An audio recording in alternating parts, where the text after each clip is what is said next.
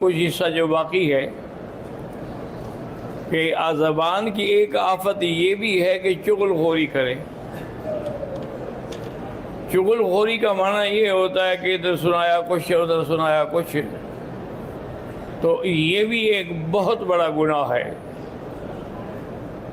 اور اسی طرح ایک زبان کی آفت یہ بھی ہے کہ دل میں کچھ ہے اور زبان پہ کچھ ہے، جیسے کہ میرے آقا حضور صلی اللہ علیہ وسلم تشریف فرما تھے، بی بی عائشہ صدیقہ بھی ساتھ تھی۔ ایک یہودی گزرا تو اس نے کہا السلام علیکم، تو بی بی عائشہ غصے میں آ گئی، فرمایا علیکم السلام واللعنہ۔ حضور نے فرمایا عائشہ کیا کہہ رہی ہو؟ انہوں نے کہا حضور آپ نے سنا نہیں وہ کیا کہہ رہے تھے کہ السلام علیکم یعنی موت ہو آپ پر۔ تو حضور نے فرمایا میں نے بھی تو کہہ دیا وعلیکم، تو جواب تو ہو گیا۔ بہرحال مجھے تو یہی یقین ہے کہ اللہ میری سنے گا، ان کی تو نہیں سنے گا، تو ہم نے ان کو جواب دے دیا ہے کہ وعلیکم۔ اور اسی طرح حدیث مبارک میں ہے کہ ان من اکبر الکبائر، سب سے بڑا گناہ جو ہے ان یسب الرجل والدیہ، کہ آدمی اپنے ماں باپ کو گالی دے۔ تو صحابہ نے پوچھا حضور کیسے کوئی آدمی اپنے ماں باپ کو گالی دے سکتا ہے؟ اور ان یسب الرجل وامہ وہو یسب اباہ وامہ، تم کسی کو گالی دو گے اس کے باپ کو تو وہ تمہارے باپ کو دے گا، تم اگر کسی کی ماں کو گالی دو گے تو وہ تمہاری ماں کو دے گا، تو لہذا سبب تو تم خود بنے گالی دلانے کا۔ حضور صلی اللہ علیہ وسلم کہ اکبر الکبائر، یہ بڑے گناہوں میں سے گناہ ہے۔ اور اسی طرح حضور پاک نے فرمایا الغیبۃ اشد من الزنا، کہ غیبت جو ہے نا وہ زنا سے بھی زیادہ سخت گناہ ہے۔ غیبت کا معنی یہ ہوتا ہے کہ ذکر اخاک بما یکرہ، تم اپنے بھائی کی ایسی بات ذکر کرو جس کو وہ سنے تو پسند نہ کرے، اور وہ چیز اس میں نہ ہو، اگر اس میں ہو اور پھر تم کہو تو وہ تم پر بہتان ہو جائے گا۔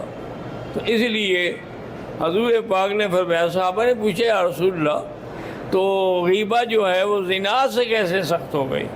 حضور نے فرمایا کہ نعوذ باللہ، اگر زنا ہو توبہ کرے معاف ہو جائے گا، لیکن غیبت تو معاف نہیں ہوگی جب تک وہ معاف نہ کرے جن کی تم نے غیبت کی ہے۔ تو اس لیے یہ الغیبۃ اشد من الزنا، وہ زنا سے بھی زیادہ شدید ہے۔ ایک دن میرے آقا صلی اللہ علیہ وسلم ایک قبرستان سے اندر سے گزرنا پڑا، حضور دو قبروں کے اوپر کھڑے ہو گئے اور آپ نے فرمایا کہ انہما یعذبان، ان دونوں قبر والوں پر عذاب ہو رہا ہے۔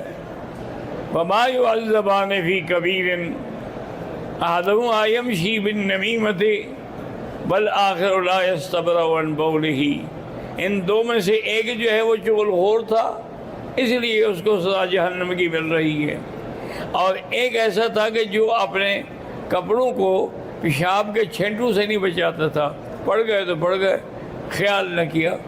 ورنہ احتیاط ہونی چاہیے کہ اگر خدا نہ خواستہ پیشاب کے قطرے کپڑے پہ پڑیں گے تو کپڑا پلید ہو جائے گا، جب کپڑا پلید ہو جائے گا تو نماز کیسے ہوگی؟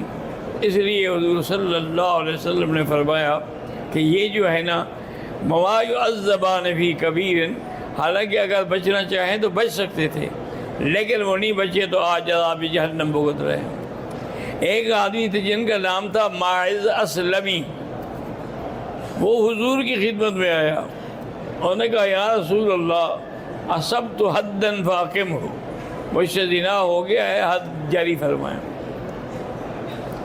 حضور پاک نے بار بار پوچھا، انہوں نے کہا حضور میں کیوں جھوٹ بولوں گا آپ کے سامنے، اور میں تو جان دے رہا ہوں۔ تو آپ نے حکم دیا کہ جاؤ اس کو رجم کرو، تو اس کو لے گئے اور جا کے رجم کی۔ تو واپسی پر کچھ لوگ جو تھے نا جی وہ آ رہے تھے اور بڑا گلہ کر رہے تھے کہ انہو یقتل کما یقتل الکلب، اس کو ایسا مارا گیا جیسے کتے کو مارا جاتا ہے۔ حضور نے سنا، آپ نے فرمایا کیا کہہ رہے ہو؟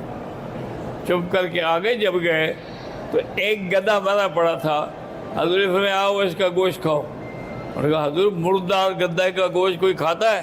فرمایا ابھی تو تم بھائی کا گوشت کھا رہے تھے، غیبت کر رہے تھے، تو وہ کو مردار نہیں ہے، وہ کو حلال ہے، تو وہ بھی تو حرام ہے۔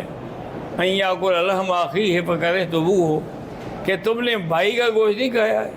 تو حضور صلی اللہ علیہ وسلم لہذا زبان کی بڑی آفات ہیں، ان سے ہر حال میں بچنے کی کوشش کریں۔ اسی طرح ایک دن بی بی عائشہ نے رضی اللہ تعالی عنہا نے بی بی صفیہ کو دیکھا۔ بی بی صفیہ جو تھی ان کا قد مبارک چھوٹا تھا، تو کہنے لگے کہ قضا قضا قضا، یعنی کثیرۃ، بہت بڑا چھوٹا سا قد ہے اس کا۔ حضور نے فرمایا عائشہ کیا کہہ رہی ہو؟ قلت کلمۃ لو مضی البحر بها، تم نے ایک ایسا کلمہ کہا ہے اگر دریا میں بھی ڈالیں تو دریا کڑوا ہو جائے گا، تم کیا غیبت کر رہی؟ یہ تو غیبت، اس کا قد آپ نے بنایا، اللہ نے بنایا، کسی کا چھوٹا ہے، کسی کا بڑا ہے، کسی کا درمیانہ ہے، تو یہ نظام سارا اللہ کے پاس ہے، بندوں کے پاس تو نہیں ہے۔ اس لیے حضور صلی اللہ علیہ وسلم نے بڑی سختی سے ڈانٹ دیا۔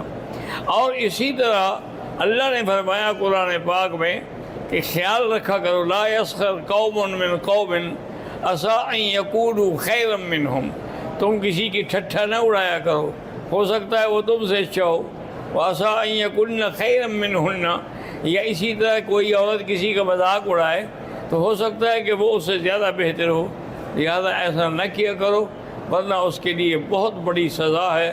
تو آفات زبان جو ہیں وہ بہت زیادہ ہیں، ہم ان کو شمار بھی نہیں کر سکتے ہیں کہ کتنے ہیں، کہ چھوٹی سی غلطی سے آدمی جو ہے یہاں بھی ملا جہنم میں گر جاتا ہے اور اس کو پتہ بھی نہیں لگتا کہ میری زبان سے کیا نکلا تھا۔ تو اس لیے ہر آدمی اپنی زبان کی بچانے کی کوشش کرے، اگر کوئی ایسی بات بھی ہو تو فوراً کہے لا حول ولا قوت الا باللہ العلی العظیم۔ جتنے دفعہ پڑھے گا تو اللہ تبارک و تعالی اپنی رحمت سے اس کو نجات عطا فرما دیں گے۔